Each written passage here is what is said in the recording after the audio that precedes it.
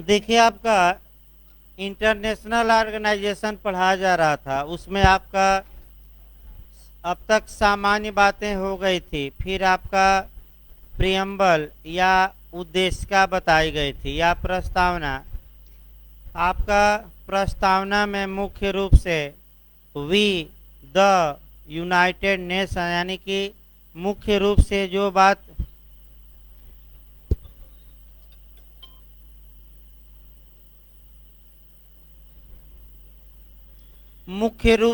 बात बताई गई है, आपका हम संयुक्त राष्ट्र के लोग, तो विद आपका पीपुल ऑफ यूएनओ, इसका हमने अर्थ भी बताया था।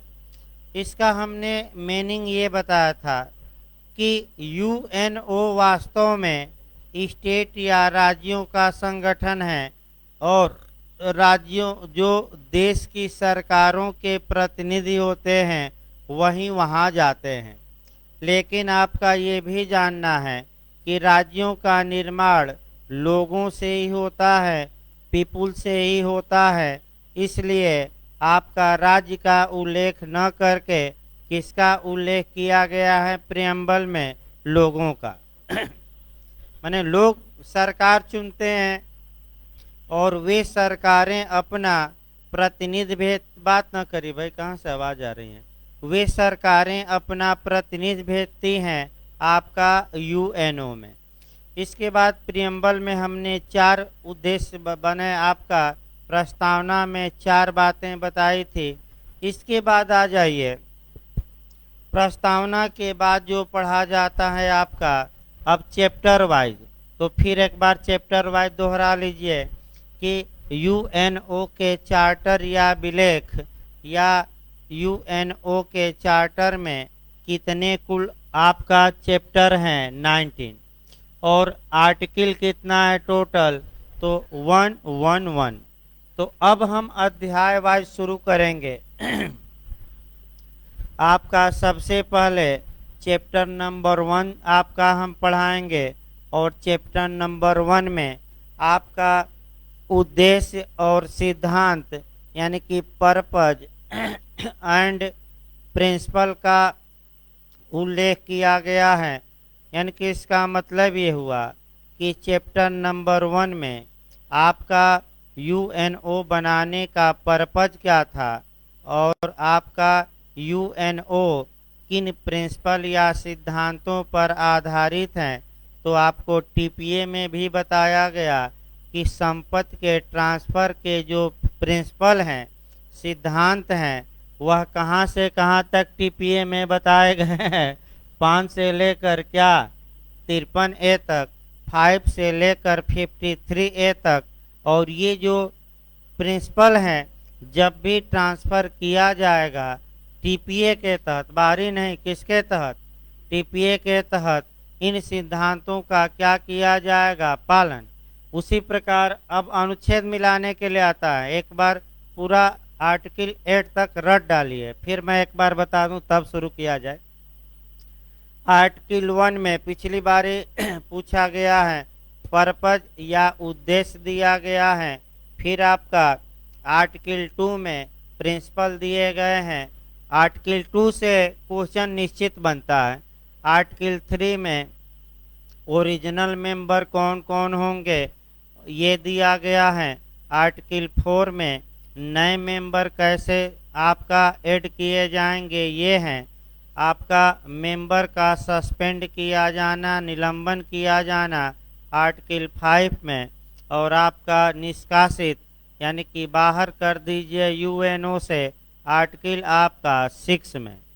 इसके बाद आपका पार्ट अध्याय 2 चलेगा, नहीं अध्याय 3 चलेगा, और अध्याय 3 में आपका 2 अंग दिए गए हैं, पार्ट दिए गए हैं।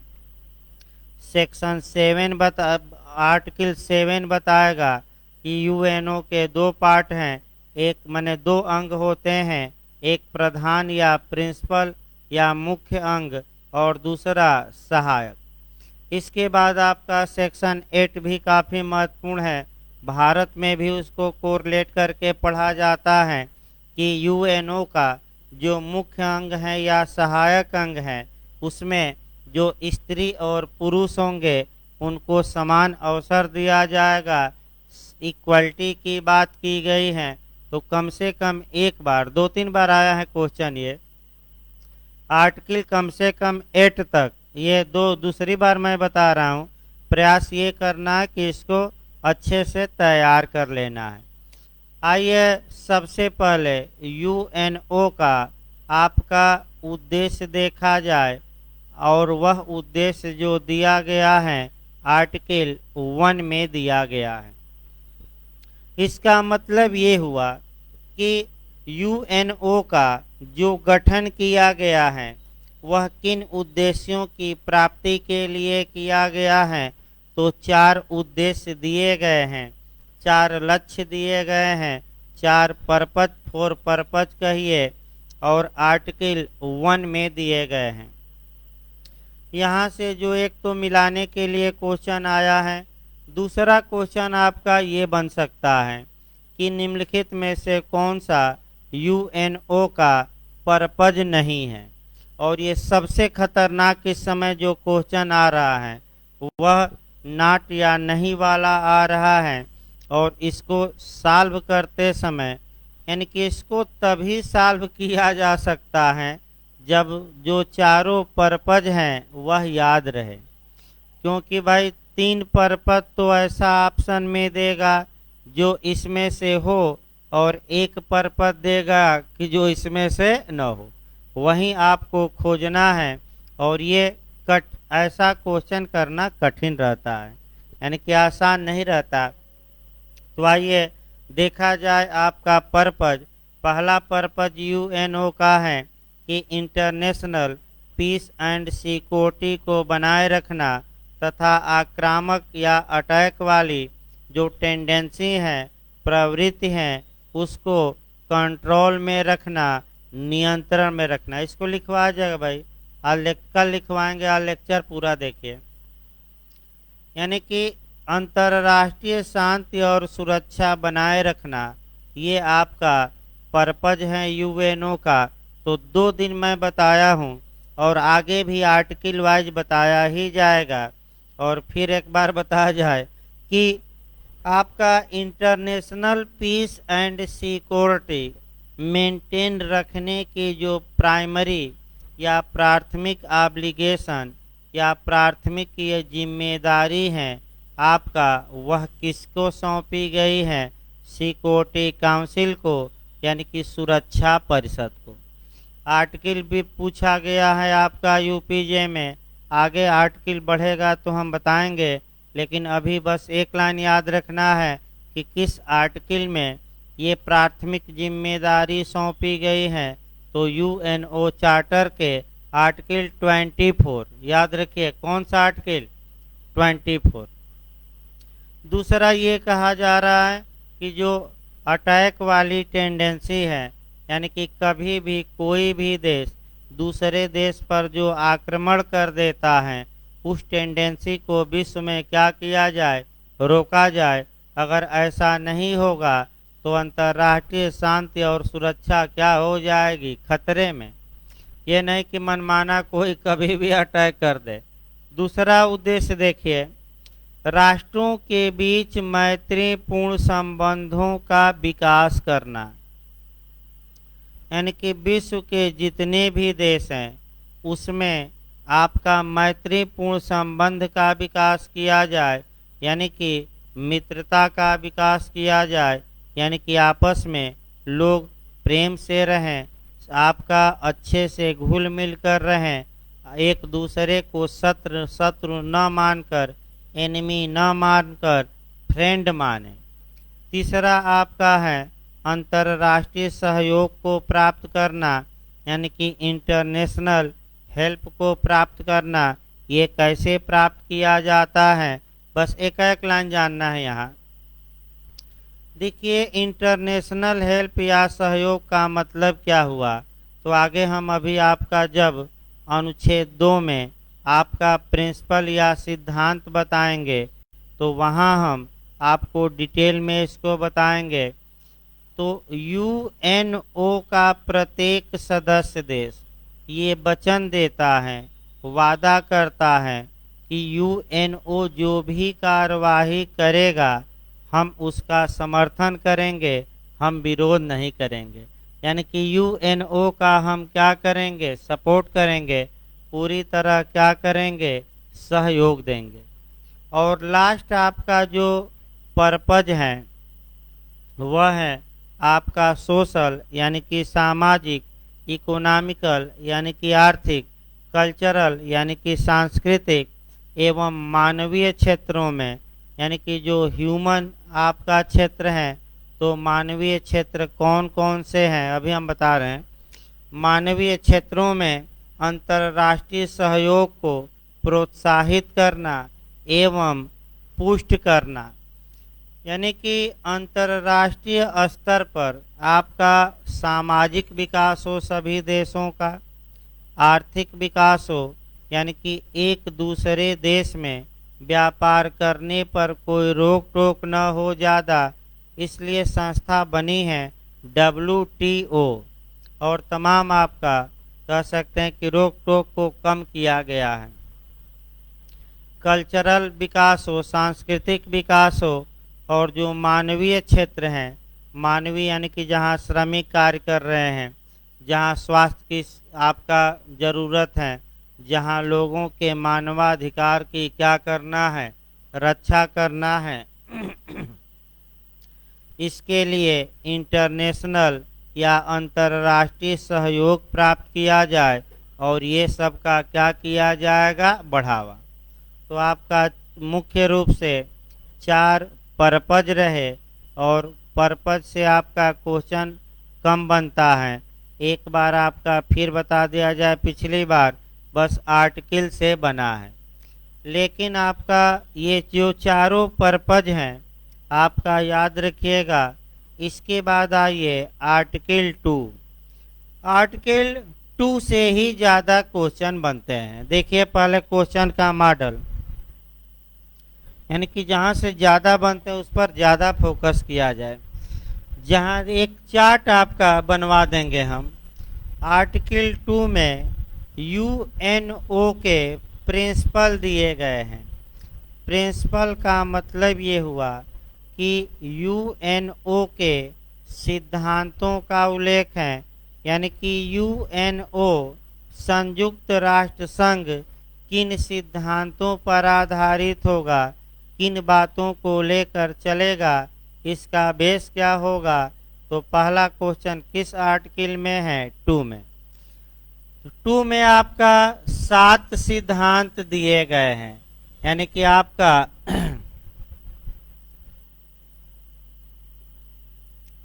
फिर आपका दूसरा क्वेश्चन आया। देखिए क्वेश्चन पर क्वेश्चन यहाँ शुरू हो गया और एक क्वेश्चन यहाँ बनने का पूरा चांस रहता है।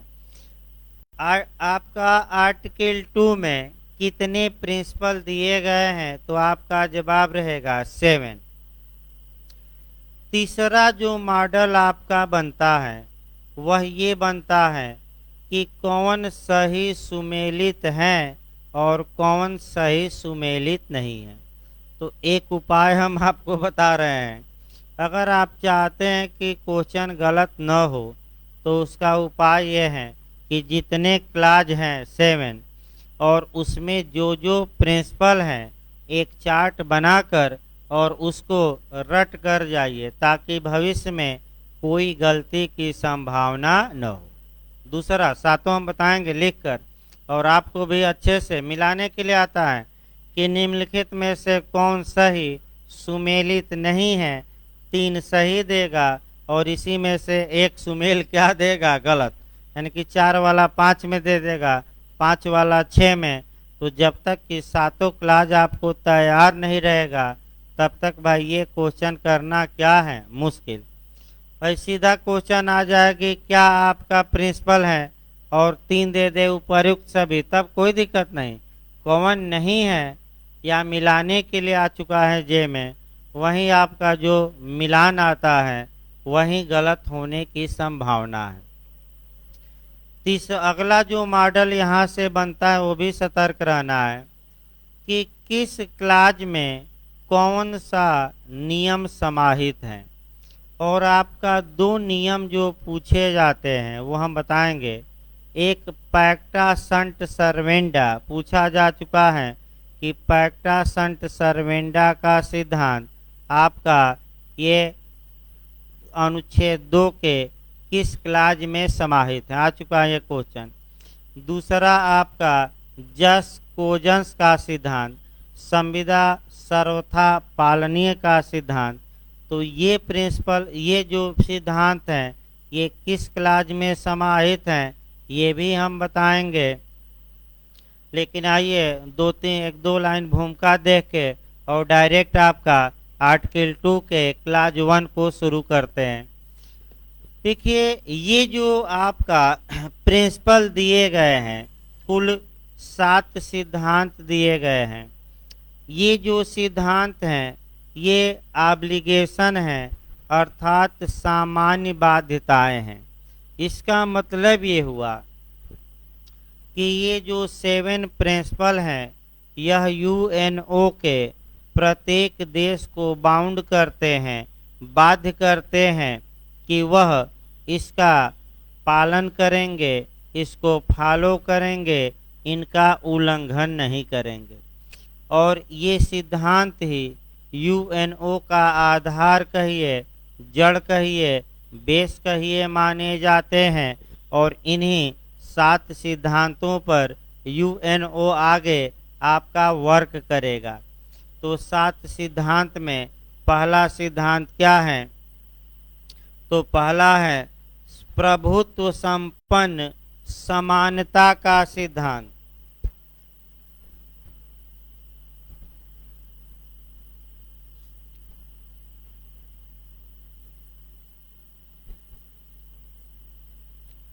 प्रभुत्व संपन्न समानता का सिद्धांत यानी कि the principle of sovereign equality, the principle of sovereign equity. अब इन शब्दों का मतलब समझना है और आपका कह सकते हैं कि क्या ये जो शब्द है भारतीय संविधान में आपका देश के लिए, भाई वो तो अंतर्राष्ट्रीय स्तर पर पढ़ाया जा रहा है।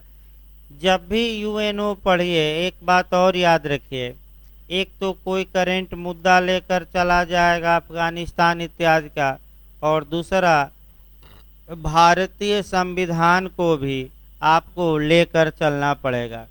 तो आइए हम पहले आपका यूएनओ पढ़ते हैं और तब आपका भारतीय संविधान हम देखेंगे। यूएनओ का जो पहला प्रिंसिपल है वह ये है कि सभी देश सॉवरेन हैं, यानी कि सभी देश संप्रभु हैं।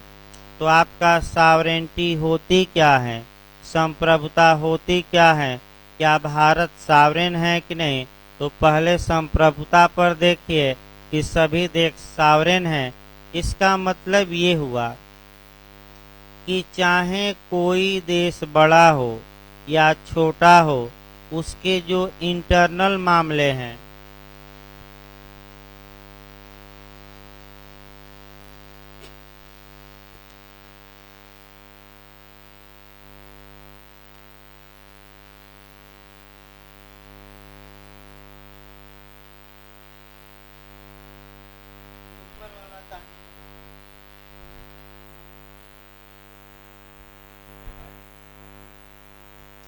देखिए आपका सॉवरेनिटी पहले समझिए 2-4 मिनट इसको अच्छे से भाई। सॉवरेनिटी का मतलब ये होता है कि कोई देश अपने इंटरनल मामलों और एक्सटर्नल मामलों में, यानी कि अगर वह अपने आंतरिक मामलों में कोई कार्य करना चाहता है तो कोई बाहरी हस्तक्षेप न करे, और एक्सटर्नल मामले यानी कि अगर वह विश्व में कोई कार्य करना चाहता है तो उस पर कोई दबाव या जोर जबरदस्ती न हो, तो हम कहेंगे कि वह सॉवरेन देश है आपका।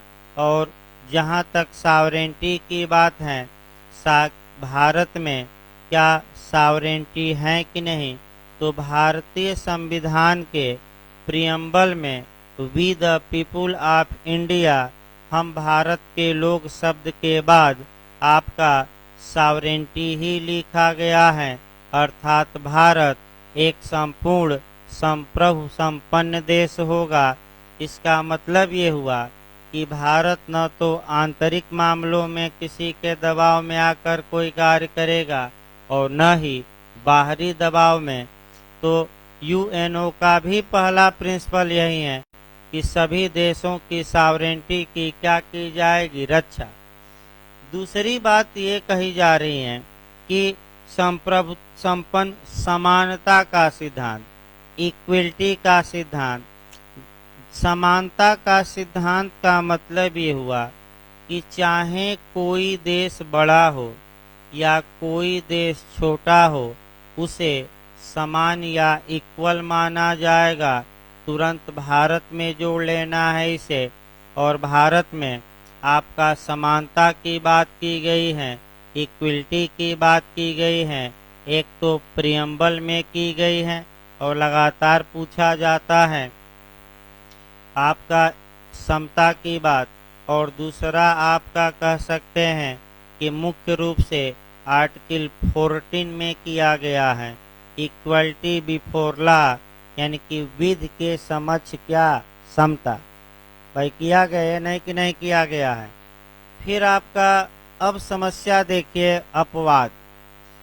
यानी कि पहला प्रिंसिपल हमें ये बताता है कि विश्व के सभी देशों की हैसियत समान होगी, लेकिन अब लेकिन लगा लेना है और लेकिन लगाकर आपका अपवाद में चलना है। लेकिन व्यवहार में ऐसा नहीं दिखता है।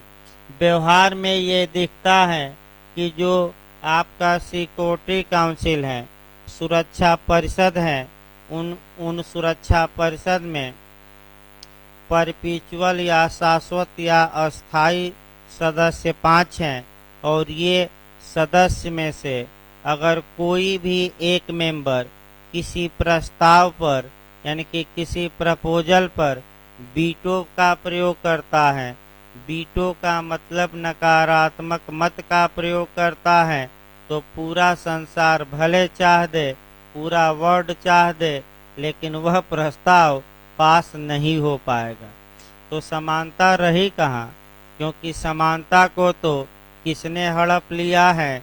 ये 5 अस्थायी सदस्यों ने। जैसे एक उदाहरण हम बता रहे हैं, जैसे मान लीजिए कि भारत है, और भारत ये प्रयास हमेशा करता रहा कि जो मसूद अजहर और तमाम आतंकवादी हैं उनको विश्व में आतंकवादियों की लिस्ट में शामिल किया जाए। और आपने देखा कि चीन 13 या 14 बार वीटो या इस पर नकारात्मक मत का प्रयोग किया, अंत में जाकर हामी भरा। तो 5 अस्थायी सदस्य हैं, इन्हें डबल वीटो प्राप्त है, आगे बताया जाएगा। और डबल या दोहरा निशेषा आपका नकारात्मक मत दे सकते हैं। और इनमें से अगर एक भी किसी मुद्दे पर राजी नहीं हुआ तो मान के चलिए कि उस मुद्दे पर यूएनओ कोई भी कार्यवाही करने में क्या हो जाएगी, असमर्थ। जैसे कि अफगानिस्तान का मामला, भारत इस समय आपका सुरक्षा परिषद की अध्यक्षता कर रहा है, काफी सक्रिय भी है भारत अफगानिस्तान के मामले में। और भारत ने कुछ प्रस्ताव पास भी कराए हैं कि अफगानिस्तान की धरती का प्रयोग आपका विश्व के किसी भी देश में आतंकवादी गतिविधियों को बढ़ाने के लिए न किया जाए। ये प्रपोजल भारत के सहयोग और आपका भारत की सक्रियता के कारण आपका सिक्योरिटी काउंसिल यानी कि सुरक्षा परिषद ने पास किया है। अब देखिए समस्या कहाँ है। समस्या ये है कि अब आप अफगानिस्तान में 2-3 समस्या उत्पन्न हो सकती हैं। पहली समस्या ये हो सकते हैं कि जितने विश्व के बड़े बड़े टेररिस्ट हैं जाकर वहीं शरण लेना भी शुरू कर दिए हैं। दूसरी समस्या ये उत्पन्न हो सकती है कि गृह युद्ध हो सकता है, क्योंकि वहाँ कबीले हैं और कबीलों का मुखिया होता है, और मुखिया का मतलब कि सबसे बड़ा शेर। तो हम शेर हैं इस जिले के, तो हम शेर हैं, तो एक और इसमें नुकसान किसका होगा? आम जनता का, यानी कि आम जनता के मानवाधिकारों को रौंद दिया जाएगा, कोई पूछने वाला नहीं रहेगा। तो ऐसी दशा में ये बताया गया आपको कोरिलेट करके।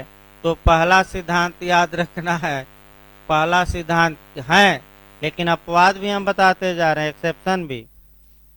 चला दीजिए।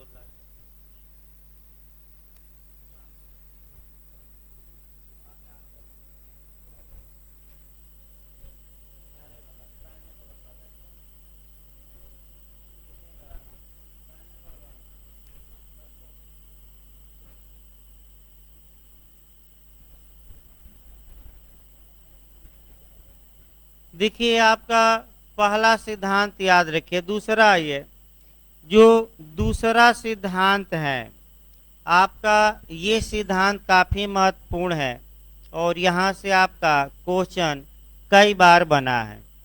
दूसरा आपका जो सिद्धांत है 2 हम बता रहे हैं, आपका बाध्यताओं के पालन का सिद्धांत।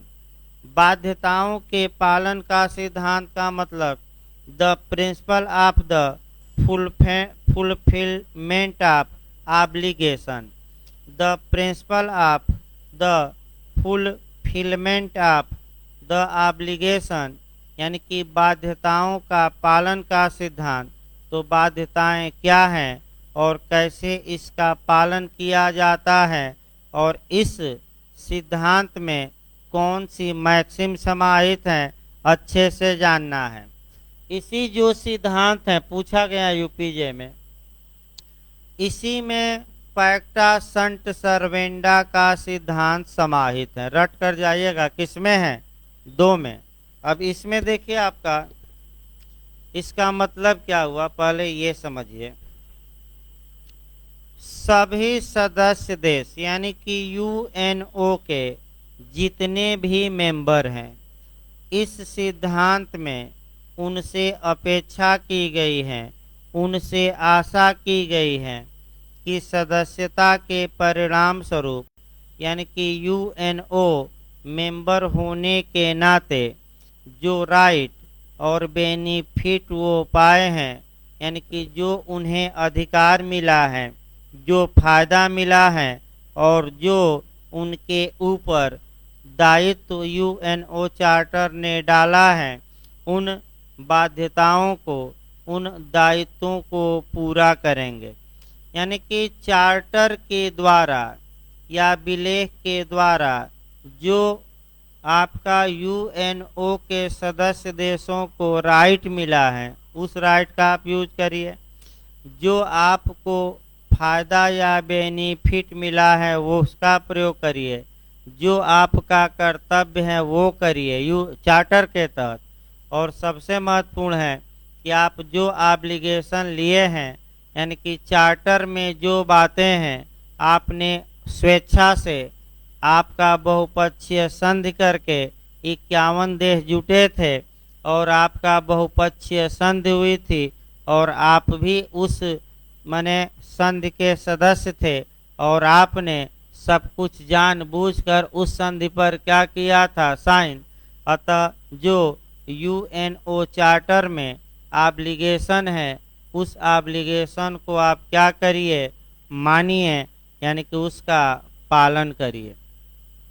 इसका मतलब आसान भाषा में ये हुआ कि राज्य पक्षकार, यानी कि जो स्टेट होते हैं, राज्य पक्षकार आपस में जो ट्रीटी करते हैं, आपस में जो संधि करते हैं, तो ऐसी संधि के तहत, ऐसी संधि का वह पालन करेंगे। यानी कि संधि में दी गई बातों का आपका वायलेशन नहीं करेंगे। और चूंकि यूएनओ भी एक बहुपक्षीय संधि का परिणाम है और 51 मूल राज्यों ने संधि किया था, और संधि द्वारा ये वचन दिया था एक दूसरे को, यूएनओ को, कि जो भी इस चार्टर में बातें लिखी गई हैं उसका हम